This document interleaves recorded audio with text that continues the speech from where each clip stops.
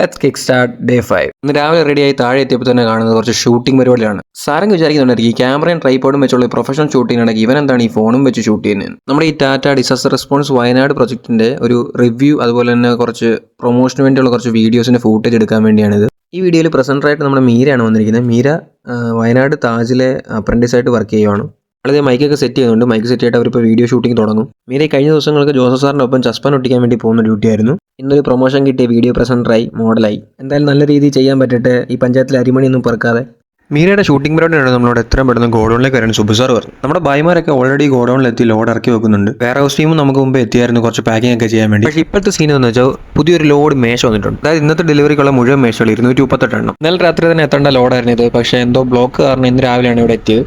ഇപ്പോഴത്തെ ടാസ്ക് എന്ന് വെച്ചാൽ നമുക്ക് എല്ലാ മേശയിലും സ്റ്റിക്കർ ഒട്ടിക്കണം. നമ്മുടെ ഈ പ്രോജക്റ്റിന്റെ പേര് ടാറ്റ ഡിസാസ്റ്റർ റെസ്പോൺസ് വയനാട് 2024 എന്നാണ് സ്റ്റിക്കറിലുള്ളത്. രാവിലെ വന്ന വേറെ ടീം കുറച്ച് മേശകളിലൊക്കെ സ്റ്റിക്കർ ഒട്ടിച്ചിട്ടുണ്ടായിരുന്നു. പക്ഷേ ഈ മേശയെല്ലാം ഒന്നിന്റെ മേലെയായിട്ട് കമഴ്ത്തി വെച്ചേക്കുന്നതുകൊണ്ട് നമുക്ക് അറിയാൻ മേലെ ഒട്ടിച്ചിട്ടുണ്ടോ. അപ്പോൾ നമുക്ക് എല്ലാ മേശയും ഒന്ന് പൊക്കി നോക്കിയോ ഒന്നുകൂടെ ക്രോസ് വെരിഫൈ ചെയ്ത് നോക്കണം. കുറച്ചേറെ മേശ സ്റ്റിക്കർ ഒട്ടിച്ച് കഴിഞ്ഞപ്പോൾ പുറത്തുനിന്നൊരു ടീം വരുന്നുണ്ട്. ഈ മേശകളെല്ലാം ഗോഡൌണിനെടുത്ത് പുറത്ത് ലോറിക്കകത്ത് എത്തിക്കാൻ വേണ്ടി. ഞങ്ങൾ ഇപ്പുറത്തായിട്ട് സ്റ്റിക്കർ ഒട്ടിയിൽ തുടർന്നുകൊണ്ട് തന്നെ ഇരുന്നു. അതായത് തൃപ്തി ഒരു പവറേഷ ഉണ്ട്. സഞ്ജയ് സാറും ജോസഫ് സാറും ഓരോ മേശ വീതം എടുത്തുകൊണ്ട് പുറത്തോട്ട് ഫോളോയും ചെയ്യുന്നുണ്ട്. അപ്പോഴാണ് പുതിയൊരു സെറ്റ് കസേരയുടെ ലാൻഡ് ചെയ്യുന്നത്. ഇതിൽ നമുക്ക് ഫ്രണ്ടിലായിട്ട് തന്നെ സ്റ്റിക്കർ ഒട്ടിക്കേണ്ടതുണ്ട്. ഒരിക്കലും തളരുന്ന ഉറക്കെ പ്രഖ്യാപിച്ചുകൊണ്ട് മേശ നമ്പർ 12 കൊണ്ടുവച്ചിരിക്കുകയാണ് തൃപ്തി പ്രഭു പവറേ. ലിറ്ററലി ഒരു ഗോഡൌൺ മുഴുവൻ മേശകളുടെ അകത്ത് പെട്ടുപോയ അവസ്ഥയാണ്. കാരണം അത്രയും മേശകളുണ്ടായിരുന്നു. ഗോഡൌണിന്റെ വാതിക്ക് അവർ എത്തിച്ച മേശകളെല്ലാം കൂടെ ഓരോന്നായിട്ട് എണ്ണി കണക്കെടുത്തുകൊണ്ട് നമ്മൾ ലോറിയിലേക്ക് കയറ്റുകൊണ്ട് ഇതാണ് ആസ് യൂഷ്വൽ കണക്കൊക്കെ നോക്കി ലോറിയിലേക്ക് കയറ്റുന്നത്. അകത്തെടുക്കുന്ന ലോറി മുഴുവൻ ഫില്ലായി കഴിഞ്ഞപ്പോൾ നമ്മൾ പുറത്തോട്ട് ഒരു പുതിയ ലോറി വിളിച്ചു. ഇപ്പോൾ അതിലേക്ക് മേശയും കസേരകളും സെറ്റായിട്ട് കയറ്റിക്കൊണ്ടിരിക്കുകയാണ്. അപ്പോഴേക്കും ഉള്ളിൽ കംപ്ലീറ്റ് മേശകളും സ്റ്റിക്കർ ഒട്ടിച്ചു കഴിഞ്ഞു. അങ്ങനെ അതൊക്കെ ഈ ലോറി കയറ്റി നമ്മൾ ഡിസ്ട്രിബ്യൂഷൻ റെഡി ആയി കഴിഞ്ഞു. അപ്പോഴാണ് വീണ്ടും ഒരു പുതിയ ലോഡ് കസേര എത്തിയത് സേലത്തൂന്ന്. Same situation. ഇന്നലെ രാത്രി എത്തേണ്ട ലോഡായിരുന്നു. പക്ഷേ ബ്ലോക്ക് കാരണം വീണ്ടും ലേറ്റ് ആയി. ഇനിയിപ്പോൾ ഇതിൽ നിന്ന് കസേര അൺലോഡ് ചെയ്യണം. അതിനുശേഷം സ്റ്റിക്കർ ഒട്ടിക്കണം. പിന്നെ വീണ്ടും നമ്മുടെ ഡിസ്ട്രിബ്യൂഷൻ വണ്ടിയിലേക്ക് ലോഡ് ചെയ്യണം. പിന്നെ നമ്മുടെ പ്ലാൻ പ്രകാരം തന്നെ ഓരോ ഡിസ്ട്രിബ്യൂഷൻ സെന്ററിനും ആവശ്യമുള്ള സാധനങ്ങൾ നമ്മൾ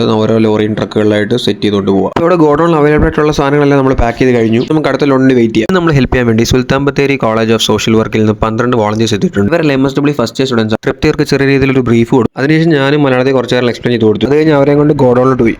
പുതിയ സെറ്റ് കസേരകൾ എത്തിയിട്ടുണ്ട്. അതിലെല്ലാം സ്റ്റിക്കർ ഒട്ടിക്കാനുണ്ട്. അപ്പോൾ രണ്ടുപേരുടെ ടീമപ്പായിട്ട് ഒരാൾ സ്റ്റിക്കർ ഊരി കൊടുക്കുന്നു, മറ്റേയാളത് കസേര ഒട്ടിക്കുന്നു. അങ്ങനെ സെറ്റ് ചെയ്തു. ഇങ്ങനെ രണ്ട് ടീമായിട്ട് തിരിഞ്ഞ് ഒട്ടിച്ചപ്പോൾ കാര്യങ്ങൾ പെട്ടെന്ന് നടന്നു. അത് കഴിഞ്ഞപ്പോൾ ഇന്നത്തെ ഫസ്റ്റ് ഡിസ്ട്രിബ്യൂഷൻ സെന്ററിലേക്കുള്ള എല്ലാ കട്ടിലുകളും നമ്മൾ ലോറിയിലേക്ക് കയറ്റാൻ തുടങ്ങി. ഇപ്പോൾ ലോഡ് വന്ന വലിയ ലോറിയിൽ നിന്ന് ചെറിയ ട്രക്കുകളിലേക്ക് മാറ്റുവാണ് നമ്മൾ. നെക്സ്റ്റ് ട്രങ്കിന്റെ ലോഡ് എത്തി. ഇനി ഇത് മൊത്തം താഴെ ഇറക്കി ഗോഡൌണിനകത്ത് കയറ്റി അതിലേക്ക് 9 ഐറ്റംസ് വീതം മൊത്തം ഫില്ല് ചെയ്യണം. ഒരു ഹെർക്കൂലിയൻ ടാസ്ക് തന്നെ. അതും കുറച്ച് സമയം മാത്രമേ ഉള്ളൂ. നമുക്ക് എത്രയും പെട്ടെന്ന് ഡിസ്ട്രിബ്യൂഷന് പോവുകയും വേണം. അവിടെ മുകളിലോട്ട് എത്താത്തതുകൊണ്ട് ഷട്ടർ താഴ്ത്തുന്ന കമ്പി വെച്ച് കുത്തിയിടാനാണ് പ്ലാൻ. ഓമയ്ക്കൊക്കെ കുത്തിയിടുന്ന ലാഭത്തോടാണ് പുള്ളി പെട്ടി താഴെട്ടിടുന്നത്. ഭാഗ്യം തലയിലോട്ട് മറിഞ്ഞു വീഴാൻ. അത് കഴിഞ്ഞപ്പോൾ തന്നെ നമ്മൾ ലൈൻ ഫോം ചെയ്തു. ലോറിയിൽ നിന്ന് ഗോഡൌൺ ഉള്ളിലേക്ക് വരെ. ഇവിടുന്ന് ആദ്യം സാരംഗ് പെട്ടി എടുക്കും. അത് കഴിഞ്ഞ് അതിങ്ങനെ പാസ് ചെയ്ത് ഉള്ളിലേക്ക് വരെ കൊണ്ടുവരെ ചെയ്യുന്നതുകൊണ്ട് ഇൻഡിവിജ്വലായിട്ട് ഒരാൾക്ക് ഭയങ്കരമായിട്ട് ഭാരം എടുക്കേണ്ടി വരില്ല. അതുപോലെ തന്നെ പെട്ടെന്ന് സാധനം അകത്ത് എത്തുകയും ചെയ്യും. അതേസമയം പാക്ക് ചെയ്യേണ്ട വേറെ ഐറ്റംസ് നമ്മൾ ഇതേ ലൈനിൽ കൂടെ തന്നെ ഇങ്ങോട്ട് അകത്തോട്ട് പാസ് ചെയ്തു. ഉള്ളിലെത്തിയതോടെ ട്രങ്ക് പെട്ടികൾ നമ്മൾ ലൈനായിട്ട് നിരത്തി വെച്ചിട്ട് അതിലേക്ക് സാധനങ്ങൾ ഓരോന്നിട്ട് ഫില്ല് ചെയ്തു. അപ്പോൾ നമ്മൾ ഹെൽപ്പ് ചെയ്യാൻ എക്സ്ട്രാ 12 വോളണ്ടിയേഴ്സ് ഉണ്ട്. ഡിസ്ട്രിബ്യൂഷൻ സെന്ററിൽ ഹെൽപ്പ് ചെയ്യാൻ വേണ്ടിയാണ് വിളിച്ചതെങ്കിലും ഈ അവസ്ഥ ആയതുകൊണ്ട് അവരെ കൊണ്ട് ഈ പണിയും ചെയ്യിപ്പിക്കേണ്ടി വന്നു. പക്ഷേ സീനൊന്നുമില്ല. അവരും മടിയൊന്നും കൂടാതെ കാര്യങ്ങൾ നമ്മുടെ കൂടെ ചെയ്തു തന്നു. എന്തായാലും അവർ ഈ നല്ല കാര്യത്തിന് വേണ്ടി വോളണ്ടിയർ വന്നതാണല്ലോ. അവരും കൂടെ ഉള്ളതുകൊണ്ട് പാക്കിന്റെ പരിപാടി ഇന്നലത്തെക്കാട്ട് സ്പീഡിൽ നടക്കുന്നുണ്ട്. ഇപ്പോൾ നമ്മൾ കുറച്ച് മുമ്പ് സ്റ്റിക്കർ ഒട്ടിച്ച കസേര മേശയാണല്ലോ, അതെല്ലാം ലോറിക്കകത്ത് കയറ്റണം. മൊത്തത്തിൽ ഗോഡൌണിലുള്ള ഒരു ഓട്ടപ്പാച്ചിലായിരുന്നു. ദാഹിച്ചിട്ടും വയ്യ. എന്തായാലും വെള്ളം കിട്ടിയത് തൻസിലേക്ക് ഇവിടുന്ന് വെള്ളം കുടിക്കുന്നു. അവിടെ ബാക്കിൽ പാരലായിട്ട് തന്നെ നമ്മൾ പാക്കിംഗ് പരിപാടി തുടർന്നുകൊണ്ടിരിക്കുകയാണ്. അപ്പോൾ പുറത്ത് ട്രക്കിന്റെ അടുത്തേക്കായിരുന്നു. അപ്പോഴാണ് സാരംഗ് വന്നിട്ട് പറഞ്ഞ പാക്കിംഗ് പരിപാടി മൊത്തം കഴിഞ്ഞു. അപ്പോഴേക്കും മഴ ചാറാൻ തുടങ്ങി. ഈ ലോറിയിൽ കംപ്ലീറ്റ് ലോഡ് കയറ്റിയുണ്ട്. അത് ഒരു ടാർപ്പ് വെച്ച് മൂടി. ഇനിയിപ്പോൾ ഈ ട്രക്ക് ഡിസ്ട്രിബ്യൂഷൻ വേണ്ടി റെഡിയാണ്. 2-3 ട്രക്ക് ഓൾറെഡി പോയി കഴിഞ്ഞു. ഡിസ്ട്രിബ്യൂഷൻ ടീമിലെ ഞാൻ മാത്രമേ ഇപ്പോൾ ഗോഡൌണിൽ ബാക്കിയുള്ളൂ. ബാക്കിയുള്ള വോളണ്ടിയേഴ്സ് ഒക്കെ കാറി കയറിപ്പോയി. ബാക്കി ട്രങ്ക് എല്ലാം ഗോഡൌണിനകത്ത് റെഡി ആയതുകൊണ്ട് നമുക്കിനി അത് ലോഡ് ചെയ്താൽ മാത്രമേ. ലോഡ് ചെയ്ത് കഴിഞ്ഞാൽ നമുക്ക് നേരെ ഡിസ്ട്രിബ്യൂഷൻ വേണ്ടി പോകാം. All set, let's go. എന്റെ ഡിസ്ട്രിബ്യൂഷൻ സെന്ററിലേക്കുള്ള ലോഡ് മുഴുവൻ സെറ്റ് ചെയ്ത് കഴിഞ്ഞപ്പോൾ ഞാൻ നമ്മുടെ ലോറിയിലേക്ക് ചാടി കയറി. ഇതാണ് നമ്മുടെ ഇന്നത്തെ ഡ്രൈവർ ചേട്ടൻ. ആൾ ഇന്നാണ് ആദ്യമായിട്ട് നമ്മുടെ ഡിസാസ്റ്റർ റെസ്പോൺസിന് വേണ്ടി വണ്ടി ഓടിക്കാൻ വേണ്ടി വരും. വേറെ ഏതൊരു ചേട്ടൻ ഇന്നില്ലാത്തതുകൊണ്ട് പുള്ളിക്ക് പകരം വന്നതാണ്. അതുപോലെ ഈ ട്രക്ക് ഉണ്ടല്ലോ, ഇതും 2 ആഴ്ചത്തെ വർഷോപാസിന് ശേഷം ഇന്നാണ് ഇറക്കിയത്. ചെറുതായിട്ട് മഴ പെയ്യുന്നുണ്ട്. എന്തായാലും നല്ല കിടിലൻ തണുത്ത ക്ലൈമറ്റ് ആണ്. ട്രക്കിലെ എണ്ണയില്ല, അതുകൊണ്ട് ഡീസൽ അടിക്കാൻ വേണ്ടി നമുക്ക് പെട്രോൾ പമ്പിലേക്ക് കയറ്റാം. നമ്മുടെ ഡ്രൈവറായിട്ടും കുറച്ച് നേരമായിട്ട് മുതലാളി വിളിക്കാൻ നോക്കുന്നുണ്ട്. പക്ഷേ മുതലാളി ഫോൺ എടുക്കുന്നില്ല. എന്താണാവോ അറിയില്ല. അതുകൊണ്ട് തൽക്കാലത്തേക്ക് പൈസ കൊടുക്കാമെന്ന് ചോദിച്ചു. ഞാനാണെങ്കിൽ കൊടുക്കാമെന്ന് ഏറ്റും പോയി. 2000 രൂപയ്ക്കാണ് ടാങ്കിലോട്ട് ഡീസൽ അടിച്ചത്. ഞാൻ അപ്പം തന്നെ എൻ്റെ ബില്ലൊക്കെ വാങ്ങി വെച്ചു. കാരണം നമുക്ക് റീംബേഴ്സ് ചെയ്യണമല്ലോ. പക്ഷേ അതിൻ്റെ ആവശ്യമൊന്നും വന്നില്ല. 2 ബില്ല് കഴിഞ്ഞപ്പോൾ ഓണർ തിരിച്ചു വിളിച്ചു. എന്നിട്ട് എൻ്റെ നമ്പർ ചോദിച്ചു വാങ്ങി. എൻ്റെ ഗൂഗിൾ പേയിലേക്ക് തന്നെ ഇട്ട് തന്നു. വളരെ സിമ്പിളായിരുന്നു കാര്യങ്ങൾ. എന്നോട് ഡ്രൈവറായിട്ട് അപ്പോൾ പറയുകയും ചെയ്തു, പേടിക്കേണ്ട കാര്യമൊന്നുമില്ല, പേയ്മെൻറ്റൊക്കെ അപ്പം തന്നെ ചെയ്യും. നമ്മുടെ മുതലാളി ഭയങ്കര പാവമാണ്. ആൾ ശമ്പളമൊക്കെ കറക്റ്റ് സമയത്ത് തന്നെ തരും. വണ്ടിക്കകത്ത് പെട്രോളും ഡീസലൊക്കെ അപ്പം തന്നെ അടിച്ചിടും. ഇപ്പോൾ വണ്ടിക്ക് എന്ത് പണി വന്നാലും പുള്ളി വർക്ക്ഷോപ്പിൽ കയറ്റി എല്ലാം ശരിയാക്കി തരും. അങ്ങനെ പ്രശ്നങ്ങളൊന്നുമില്ല, എല്ലാം സെറ്റാണ്. അങ്ങനെ കുറേ നേരം ഞാൻ ചേട്ടനോട് സംസാരിച്ചിരുന്നു. പുള്ളിയുടെ വിശേഷങ്ങളൊക്കെ കേട്ടോണ്ടിരുന്നു. നല്ല രസമായിരുന്നു. നമ്മൾ വീണ്ടും യാത്ര തുടർന്നു. ഗോഡൌണിൽ നിന്ന് 25 കിലോമീറ്റർ ദൂരെയാണ് നമ്മുടെ ഇന്നത്തെ ഡിസ്ട്രിബ്യൂഷൻ സെന്റർ. ഇടിവയൽ കമ്മ്യൂണിറ്റി ഹാൾ, അതാണ് ഡിസ്ട്രിബ്യൂഷൻ പോയിന്റ്. പട നേരത്തെ തന്നെ ഇന്നോവയിൽ അങ്ങോട്ട് പുറപ്പെട്ടിട്ടുണ്ട്. ഇടിവയൽ ഡിസ്ട്രിബ്യൂഷൻ സെന്ററിലുള്ളത് ഞാനും അക്ഷയ്, അതുപോലെ നമ്മുടെ കൂടെ ഹെൽപ്പിന് വേണ്ടി 2 വോളണ്ടിയേഴ്സ് ഉണ്ട്. അതിന്റെ അടുത്ത് തന്നെ സുഗന്ധഗിരി എന്ന് പറയുന്ന ഡിസ്ട്രിബ്യൂഷൻ സെന്റർ ഉണ്ട്. അവിടേക്ക് തൻസീലും അബയും പിന്നെ അവരുടെ ഒരാൾ ഹെൽപ്പിനുണ്ട്. ഞങ്ങളുടെ ഈ 2 ടീമിന്റെയും കിറ്റ്സ് ഒരുമിച്ചാണ് പോയിട്ടുള്ളത്. 6 കിറ്റ് ട്രക്കിലും ബാക്കി 22 മറ്റേ വലിയ ട്രക്കിലുള്ളൂ. പോകുന്ന വഴിയിലെല്ലാം സൈഡിൽ കുറെ തേയിലത്തോട്ടങ്ങൾ കാണാം. ഇപ്പൊ തന്നെ തേയില എന്നുണ്ടെന്ന് കുറച്ച് ചേച്ചിമാരെ നമ്മൾ കണ്ടായിരുന്നു. എനിക്ക് ശരിക്കും അറിയില്ലായിരുന്നു വയനാട്ടിൽ ഇത്രയും തേയിലത്തോട്ടങ്ങളുണ്ടെന്ന്. ഞാൻ ഓർത്തിരുന്ന മൂന്നാറിലാണ് ഏറ്റവും കൂടുതൽ തേയിലത്തോട്ടങ്ങൾ ഉണ്ടായിരുന്നതാണ്. അപ്പോഴാണ് അക്ഷയുടെ വിളി വരുന്നത്. അവരവിടെ എത്തിയിട്ട് കുറച്ച് നേരമായി, ആൾക്കാരൊക്കെ വന്ന് കൂടിയിട്ടുണ്ട്. ഞാൻ എത്താറായെന്ന് ഞാൻ നോക്കിയപ്പോൾ നമുക്കിനി ഒരുപാട് ദൂരം പോകാനുണ്ട്. മാനന്തവാടി റൂട്ടിലാണ് നമ്മുടെ യാത്ര കേട്ടോ. 10 കിലോമീറ്ററിലായിട്ട് തേയിലത്തോട്ടം തന്നെ തേയിലത്തോട്ടം. പെട്ടെന്ന് നമുക്ക് അവിടെ എത്തണം, കാരണം ആൾക്കാർ നമുക്ക് വേണ്ടി വെയിറ്റിംഗ് ആണ്. പക്ഷേ ഏകദേശം ഇനി 10 കിലോമീറ്ററോടെ നമുക്ക് യാത്ര ആയതുകൊണ്ട് വലിയ ട്രക്ക് സുഗന്ധഗിരിയിലോട്ടാണ് പോയേക്കുന്നത്. അവിടെ തൻസീലും അബയും ഉണ്ട്. സുഗന്ധഗിരിയിൽ നമുക്ക് കൊടുക്കാനുള്ളത് 6 കിറ്റുകളാണ്. അപ്പോൾ അവിടെ കൊടുക്കാനുള്ള 6 കിറ്റ് കൊടുത്തതിന് ശേഷം അവന്മാർ ബാക്കിയുള്ള 16 കിറ്റും കൊണ്ട് നമ്മുടെ അങ്ങോട്ട് വരും, അതായത് ഇടിവലിലോട്ട് വരും. അങ്ങനെയാണ് ഇപ്പോൾ പ്ലാൻ ചെയ്തിരിക്കുന്നത്. നമ്മൾ സുഗന്ധഗിരിയിലെ ഡിസ്ട്രിബ്യൂഷൻ ചിലപ്പോൾ പെട്ടെന്ന് കഴിയായിരിക്കും, കാരണം 6 ഫാമിലീസ് എല്ലാം ഉള്ള അവിടെ. നമ്മളങ്ങനെ പറപ്പിച്ച് വിടുന്നതിന് ഇടയ്ക്കാണ് ഡ്രൈവറിന് ഒരു കാര്യം പറഞ്ഞതിന് ക്ലച്ചിന് എന്തോ ഇഷ്യൂ ഉണ്ടെന്ന്. പിന്നെ യാത്ര തുടർന്നതിനിടയ്ക്ക് ഇടയ്ക്കിടയ്ക്ക് ക്ലച്ചിന് എന്തോ ഇഷ്യൂ ഉണ്ടെന്ന് പുള്ളി പറയുന്നുണ്ടായിരുന്നു. എന്നെ ഇടയ്ക്കിടയ്ക്ക് അക്സ വിളിക്കുന്നുണ്ട്, എവിടെ എത്താറായോ എന്നൊക്കെ ചോദിച്ചുകൊണ്ട്. നിങ്ങൾ ഈ വയ്യാത്ത ക്ലച്ചും കൊണ്ട് എത്ര ദൂരം എന്ന് വെച്ചാൽ കത്തിച്ചുകൊണ്ട് വരും. പിന്നെയും വിളിക്കും. അവിടെ ആൾക്കാരെല്ലാം പ്രശ്നം ഉണ്ടാക്കാൻ തുടങ്ങി. അവർ കുറേ നേരമായിട്ട് വെയിറ്റ് ചെയ്യുന്നുണ്ട്, നമ്മൾ എന്താണ് വരാത്തതെന്ന് ചോദിച്ചുകൊണ്ട്. എന്തായാലും നമ്മൾ സ്ഥലം എത്താറായി. ഏകദേശം ജംഗ്ഷൻ ഒരു കയറ്റം കയറി കഴിഞ്ഞാൽ നമ്മൾ എത്തി. അവസാനം നമ്മൾ നമ്മുടെ സ്പോട്ടിലെത്തി, ഇടിവയൽ കമ്മ്യൂണിറ്റി ഹാൾ. ഞാൻ പ്രതീക്ഷ പോലൊരു സ്ഥലമല്ല, കാരണം നമ്മൾ കഴിഞ്ഞ ദിവസങ്ങളിലൊക്കെ ഡിസ്ട്രിബ്യൂഷൻ നടത്തിയിരുന്ന പറഞ്ഞാൽ കുറച്ചുകൂടെ സെറ്റപ്പ് സ്ഥലങ്ങളായിരുന്നു. റോഡ് സൈഡിൽ തന്നെ ആയതുകൊണ്ട് ഇനി ഡെമോ നടത്താൻ സ്ഥലമില്ല. ഇനി ഞാൻ എവിടെ വെച്ച് നടത്തുന്നുണ്ട്. വണ്ടി എന്തായാലും വളച്ച് ഡോറിന്റെ സൈഡിലായിട്ട് ഇടാൻ വേണ്ടി ഞാൻ പറഞ്ഞിട്ടുണ്ട്. കല ഒരു മേശ ഇറക്കി അതിന്റെ മണ്ടയ്ക്ക് ഒരു ട്രങ്ക് വെട്ടിയും വെച്ച് ഡെമോ നടത്താമെന്ന് വിചാരിക്കുന്നു. പറഞ്ഞ പോലെ തന്നെ ആൾക്കാരെല്ലാം വന്ന് കൂടിയിട്ടുണ്ട്. അവർ കുറേ നേരമായിട്ട് ഞാനും അതുപോലെ ട്രക്ക് വരാൻ വേണ്ടി വെയിറ്റ് ചെയ്ത് നിൽക്കുമായിരുന്നു. അങ്ങനെ പെട്ടെന്ന് ഡെമോ സെറ്റ് ചെയ്ത് കാര്യങ്ങളെല്ലാം അവർക്ക് കാണിച്ചു കൊടുത്തിട്ട് ഞാൻ നേരെ അകത്തോട്ട് കയറി. അകത്ത് നേരത്തെ തന്നെ അക്സ ഒരു ടേബിളൊക്കെ ഇട്ട് അതിന്റെ മണ്ടയ്ക്ക് വെരിഫിക്കേഷന് ആവശ്യമുള്ള സെറ്റപ്പ് റെഡിയാക്കി വെച്ചിട്ടുണ്ട്. നമ്മളെ ഹെൽപ്പ് ചെയ്യാൻ വേണ്ടി നമ്മുടെ വോളണ്ടിയേഴ്സ് അമ്പിളിയും അബിയും സൈഡിൽ തന്നെ ഇരിപ്പുണ്ട്. നമ്മുടെ വെരിഫിക്കേഷൻ പ്രോസസ് എന്താണെന്ന് നേരത്തെ ഒന്ന് ബ്രീഫ് ചെയ്ത് കൊടുത്തിരുന്നു. അങ്ങനെ ആൾക്കാർ വരിവരായി വരികയും നമ്മുടെ വെരിഫിക്കേഷന്റെ ഭാഗമായിട്ട് അവരുടെ ആധാർ കാർഡ് മേടിക്കുക, അല്ലെങ്കിൽ മറ്റെന്തെങ്കിലും ഗവൺമെന്റ് ID പ്രൂഫ് വാങ്ങുക. എന്നിട്ട് നമ്മുടെ ഹാംലെറ്റിന്റെ ലിസ്റ്റിൽ അവരുടെ ഡീറ്റെയിൽസ് ഫില്ല് ചെയ്യുക, അവരുടെ ഒപ്പ് വാങ്ങുക, അതിന്റെ ഫോട്ടോ എടുക്കുക. ഇങ്ങനെയുള്ള പ്രൊസീജിയർ നമ്മൾ ഫോളോ ചെയ്തു. ഞാൻ എത്തുന്നതിന് മുമ്പ് ഒരു ചേച്ചിക്ക് ധൃതി ഉണ്ടായിരുന്നു, ഒരു മരണ വീട്ടിൽ പോകാനുണ്ടായിരുന്നു. അപ്പോൾ ആ ചേച്ചിയുടെ മാത്രം വെരിഫിക്കേഷൻ പ്രോസസ് നേരത്തെ കഴിഞ്ഞായിരുന്നു, ബാക്കിയെല്ലാം ഇപ്പോൾ കംപ്ലീറ്റ്. ഇനിയിപ്പോൾ നമുക്ക് ഡിസ്ട്രിബ്യൂഷൻ തുടങ്ങാം. ഇവർക്ക് കിറ്റ് ഇവിടെ തന്നെ കൊടുത്താൽ മതി എന്ന് പറഞ്ഞു. അപ്പോൾ നമുക്ക് ലിസ്റ്റ് ഒന്നുകൂടെ നോക്കി ഒരു ടിക്കറ്റ് കൊടുത്തിട്ട് നമുക്ക് സാധനങ്ങൾ ഇറക്കി കൊടുക്കാം. ഇന്ന് നമ്മുടെ കൂടെ ലോറിയിൽ ഭായിമാരൊന്നുമില്ല, ഞാനും ഡ്രൈവറായിട്ടും മാത്രമേ സാധനം ഇറക്കാൻ വേണ്ടി. ഇനിയിപ്പോൾ ഇവർ ഹെൽപ്പ് ചെയ്യുമോ നോക്കാം. ഇവിടേക്കുള്ള ട്രങ്ക് വെട്ടിയും മേശയും കട്ടിലും എല്ലാം നമ്മൾ ഇറക്കി വെച്ചു. ഇപ്പിയാനായിട്ട് പിന്നെ അമ്പിളിയും അക്സയും അബിയും ഉണ്ടല്ലോ. പക്ഷേ പ്രധാന പ്രശ്നം അതല്ല, നമ്മുടെ കോളനിയുടെ ST പ്രൊമോട്ടർ ശിവപ്രസാദൻ ആളെ കാണുന്നില്ല. നേരെ ഹെൽപ്പ് ചെയ്തുകൊണ്ടിരുന്ന സുനിത പ്രൊമോട്ടറിനോട് ചോദിച്ചപ്പോൾ പറഞ്ഞത് ആള് ഫുട്ബോൾ കളിക്കാൻ പോയിക്കാണ്. ഇവിടെ ഒരു ഫുട്ബോൾ ടൂർണമെന്റ് ഉണ്ട്. ഡിസ്ട്രിബ്യൂഷൻ സെന്ററിന്റെ തൊട്ട് ഓപ്പോസിറ്റുള്ള ഗ്രൗണ്ടിലാണ് ഈ കളി നടക്കുന്നത്. ഫുട്ബോൾ കളിയാണ് ഡ്യൂട്ടിയേക്കാൾ ഇമ്പോർട്ടൻ്റ് എന്നാണ് എനിക്ക് തോന്നുന്നത്. പച്ച ജേഴ്സി ആയിട്ട് ലെഫ്റ്റ് ബാക്കിൽ കളിക്കുന്ന ഏട്ടനാണ് ശിവപ്രസാദ്. ഇവരുടെ കോളനിയിൽ ഒരു ഫ്ലഡ് റിലീഫ് കിറ്റ് ഡിസ്ട്രിബ്യൂഷൻ നടത്തുന്നതൊന്നും പുള്ളിക്കൊരു വിഷയമല്ല. ഫുട്ബോൾ കളിയും കണ്ടുകൊണ്ട് ഞാൻ പെട്ടെന്ന് അത് നിർത്തിയിട്ട് വേഗം ലോറിയിലേക്ക് ചാടി കയറി, കാരണം ബാക്കി ഡിസ്ട്രിബ്യൂഷൻ നടത്താനുണ്ടല്ലോ.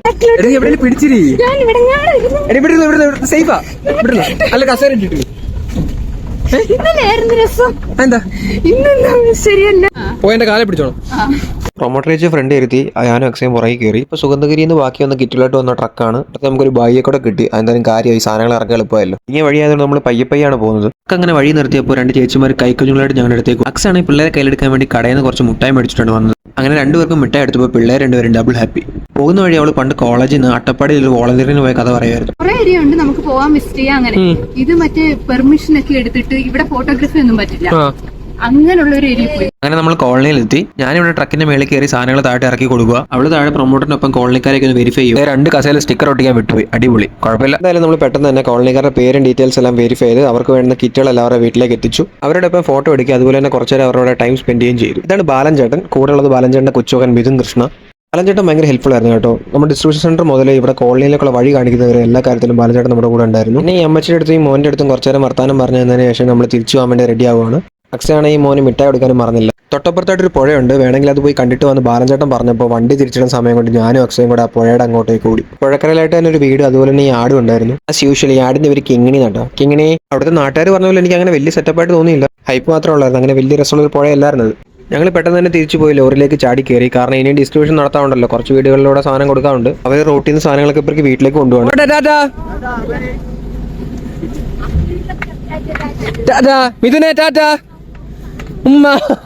അങ്ങനെ അവരോടൊക്കെ ടാറ്റ വരെ നമ്മൾ യാത്രയായി. അവരുടെ മുഖത്തൊക്കെ ഫുൾ സന്തോഷം, അതുപോലെ അവരുടെ ചിരി കാണുമ്പോൾ തന്നെ നമുക്കൊരു സാറ്റിസ്ഫാക്ഷൻ ലെവലാണ്. നമ്മളെ കൊണ്ട് അവർക്ക് വേണ്ടി ഇത്രയും ചെറിയൊരു ഹെൽപ്പിംഗ് നമുക്ക് ചെയ്യാൻ പറ്റിയല്ലോ. തിരിച്ച് നമ്മൾ കമ്മ്യൂണിറ്റി ഹാളിന്റെ അടുത്ത് എത്തിയിട്ടുണ്ട്. ഫുട്ബോൾ ടൂർണമെന്റ് ഇനിയും കഴിഞ്ഞിട്ടില്ല. ശിവപ്രസാദിന് ഇപ്പോഴും കളിച്ചുകൊണ്ടിരിക്കുകയാണോ എന്തോ. പുള്ളിക്ക് ഡിസ്ട്രിബ്യൂഷനെ പറ്റി ഒരു ടെൻഷനും ഇല്ല. എന്ത് ഡിസ്ട്രിബ്യൂഷൻ, എന്ത് വേണം നടക്കട്ടെ എന്നുള്ള മൈൻഡ് ഔട്ട്. ഇനി നമ്മൾ നെക്സ്റ്റ് പോകുന്നത് കാര്യവേപ്പിൽ കോളനിയിലേക്കാണ്. ഇപ്പോൾ നമ്മൾ പോകുന്നത് Y3 കോഴിക്കോട് റൂട്ടിലേക്കാണ്. വോളണ്ടിയേഴ്സ് അമ്പിളി അബിയും കമ്മ്യൂണിറ്റി ഹാളിൽ ഇരിക്കുകയായിരുന്നു. അവരെയും കൂട്ടിക്കൊണ്ടാണ് നമ്മൾ പോകുന്നത്. ഇനി നമുക്ക് പോകുന്ന വഴിയിൽ ഓരോരോ സ്ഥലത്ത് നിർത്തി ഡെലിവറി ചെയ്ത് വേണം പോകാൻ. വഴിയിൽ വെച്ച് കണ്ട ഒരു കാഴ്ചയാണിത്. ഫുള്ള് ഉണങ്ങിപ്പോയ ഒരു തേയിലത്തോട്ടം പോലെ. നെക്സ്റ്റ് ഇതൊരു ഒറ്റപ്പെട്ട വീടാണ്, കോളനി ആയിട്ടൊന്നുമില്ല. ഇവിടെ താഴെ വരെ ഞാൻ ഇറക്കി കൊടുത്തു. ഈ ചേച്ചി നോക്കി നിൽക്കുന്നല്ലാതെ ഇവിടുന്ന് ആരും സഹായിക്കാൻ വേണ്ടി പുറത്തോട്ട് വന്നില്ല. ഇനി ഇവരുടെ വീട് ഒരു 100 മീറ്റർ ഉള്ളിലോട്ടാണ്. അങ്ങോട്ട് റോഡൊന്നും ഇല്ലാത്തതുകൊണ്ട് നമുക്ക് വണ്ടി വഴി എത്തിക്കാൻ പറ്റില്ല. അതിനാൽ ഇവരുടെ ട്രങ്ക് വീട്ടിൽ നമ്മൾ റോഡ് സൈഡ് ഇറക്കി വെക്കുക, അവിടുന്ന് ഇവർ പൊക്കിക്കൊണ്ട് പോയിക്കോളെന്ന് അവർ പറഞ്ഞു. ഒരു ഏരിയ കൊള്ളാം കേട്ടോ, നല്ല രസമുള്ളൊരു സ്ഥലം. ഇപ്പോൾ ലാസ്റ്റ് ഒറ്റ വീടും കൂടെ ഉള്ളൂ. സുഗന്ധഗിരിയിലെ ഡിസ്ട്രിബ്യൂഷൻ എല്ലാം കഴിഞ്ഞിട്ട് അവർ കാറും കൊണ്ട് നമ്മുടെ അടുത്തേക്ക് പോകും. ലക്ഷ്മിക്ക് ട്രക്കിൽ കയറണമെന്ന് ആഗ്രഹം പറഞ്ഞിട്ട് അവർ ട്രക്കിലോട്ട് ചാടി കയറി. അതിലിരുന്നോണ്ട് സെൽഫി ഒക്കെ എടുക്കുന്നത് കാണാം. ഞാനാണെങ്കിൽ മടുത്തിട്ട് തൻസീലിൻ്റെ ഒപ്പം കാറിലും കയറി AC ഒക്കെ ഇട്ടിരുന്നു. വയ്യാണ്ടായി, മൊത്തം വെയിറ്റ് എടുത്തിട്ട് കുറെ ട്രങ്ക് വീട്ടി മേശയും കസേല ഇറക്കി. സീനിൽ ഇനിയിപ്പോൾ ഒരു സ്പോട്ടും കൂടെ ഉള്ളൂ. അതും കൂടി കഴിഞ്ഞാൽ നമ്മുടെ ടോട്ടൽ ഡിസ്ട്രിബ്യൂഷൻ എന്ന് കഴിയും. റോഡിന്റെ 2 സൈഡിലും നമുക്ക് നെൽപ്പാടങ്ങൾ കാണാൻ പറ്റും. ട്രക്കിന്റെ ഡ്രൈവറായിട്ട് ഒരു ഷോർട്ട് കട്ട് അറിയാന്ന് പറഞ്ഞ പുള്ളി ഇപ്പോൾ ഫോളോ ചെയ്തുകൊണ്ടിരിക്കുക. മഴ പെയ്തിട്ട് വയലെല്ലാം വെള്ളം നിറഞ്ഞു. ലാസ്റ്റ് സ്പോട്ട് എത്താറായി. അതിനിപ്പോൾ ട്രക്കിലുള്ള അവർ ഇറക്കിക്കൊള്ളും, നമ്മളിനി ടെൻഷൻ അടിക്കേണ്ട കാര്യമില്ല. അതേ കണ്ടോ, 2 പേരുടെ കട്ടിൽ ഇറക്കുന്നുണ്ടോ, സിംഗപ്പെണ്ണേ. ഇതിന്റെ മേളിൽ ഫുൾ ഇലയും പൂക്കളൊക്കെ ആയി. എന്താ അവസ്ഥ. അവസാനം ഈ സ്പോട്ടിൽ ഈ 2 യൂണിറ്റ് ഇറക്കി വെച്ച് നമ്മുടെ ട്രക്ക് കാലിയായി. ഡ്രൈവറുടെ വീണ് കിടക്കുന്ന ഇലയെല്ലാം തൂത്ത് വൃത്തിയാക്കുന്ന കാഴ്ച നമ്മളീ കാണുന്നത്. ഡ്രൈവറുടെ വേറെ ഏതോ ഷോർട്ട് കട്ട് വഴി നേരെ ഗോഡൗണിലേക്ക് പറഞ്ഞു വിട്ട് നമ്മൾ നേരെ ഫുഡ് കഴിക്കാൻ പോയി. നമ്മൾ കാറ് ഒരു പാടത്തിനരിയായിട്ട് സൈഡാക്കി. എന്നിട്ട് ഈ 2 പ്രൊമോട്ടർ ചേച്ചിമാരെ കൂടെ ഡിസ്ട്രിബ്യൂഷൻ സെന്റർ അവിടെ വരെ കൊണ്ടാക്കണമെന്ന് പറഞ്ഞു. ശരി ശരി ശരി, ടാറ്റാ. ചേട്ടാ അവരെ ഇറക്കിട്ട് വരണം, ഞങ്ങളെ കൊണ്ട് കുറച്ച് വന്നാലും മതി. എങ്ങനെയാന്ന് 2 ചേച്ചിമാർ നമ്മളെ ഒരുപാട് സഹായിച്ചു. ഒരു ചേച്ചി ഈ കോളനിയിലെ പ്രൊമോട്ടർ പോലും അല്ല, ആ ശിവപ്രസാദനാണ് ഇവിടുത്തെ ഇൻചാർജ്. എന്നിട്ട് പുള്ളിയുടെ അഭാവത്തിൽ പുള്ളിക്കാരെ നമ്മളെ ഒരുപാട് സഹായിച്ചു. പെൻസിൽ വിദൂരത്തിലേക്ക് നടക്കുകയാണ്, എങ്ങോട്ടൊന്നുമില്ല. ബാക്കി ടീമാണ് നടന്ന് ഒരുപാട് ദൂരെ പോയി. ഇനി എന്തെങ്കിലും ഫുഡ് കഴിക്കാം. അവിടെ എവിടെയെങ്കിലും പാടത്ത് സൈഡിലായിട്ട് ഫുഡ് കഴിക്കാൻ ഒരു സ്പോട്ട് കണ്ടുപിടിക്കണം. ഇവിടെയാണ് ചെറിയൊരു വാഴത്തോട്ടം കാണാം. ഈ വാഴത്തോട്ടമൊക്കെ കടന്നു വേണം നമുക്ക് പോകാൻ. വലത്തെ സൈഡിൽ വാഴയും തൻസീലെ കൂട്ടിയിട്ടില്ല, ഇടത്തെ സൈഡിൽ നെൽപ്പാടങ്ങളാണുള്ളത്. ദൈവമേ, മഴ ചാറാൻ തുടങ്ങിയല്ലോ. കയറി നിൽക്കാൻ പോലും ഒരു സ്ഥലമില്ല.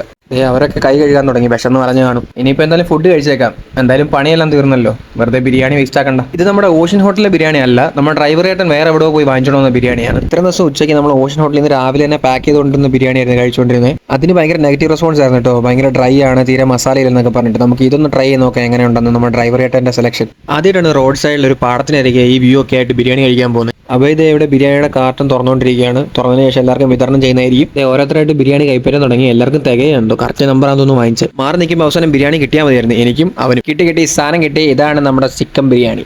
അങ്ങനെ ഓരോരുത്തർ ഓരോ മൂലക്കിരുന്ന് നമ്മുടെ ബിരിയാണി തട്ടി. നല്ല ബിരിയാണി ആയിരുന്നു. അങ്ങനെ എല്ലാവരും കഴിച്ച് കഴിഞ്ഞ് കൈയും കഴുകി റെഡി ആയിട്ട് നിൽക്കുവാണ്. നമുക്ക് തിരിച്ച് ഹോട്ടലിലേക്ക് പോകാം. നമ്മുടെ ഡ്രൈവർ ഏട്ടൻ വന്നു. നമ്മൾ ഫുഡ് കഴിച്ച് കഴിഞ്ഞപ്പോൾ വന്ന വേസ്റ്റ് ഒക്കെ നമ്മുടെ കാർട്ടിനകത്താക്കി. അത് നമുക്ക് പിക്ക് ചെയ്തുകൊണ്ട് പോകാം, കാരണം നമുക്ക് ഇവിടെ ഇടാൻ പറ്റത്തില്ലോ. നമുക്കത് ഹോട്ടലിലേക്ക് കൊണ്ടുപോയി അവിടെ നമുക്ക് ഡിസ്പോസ് ചെയ്യാം.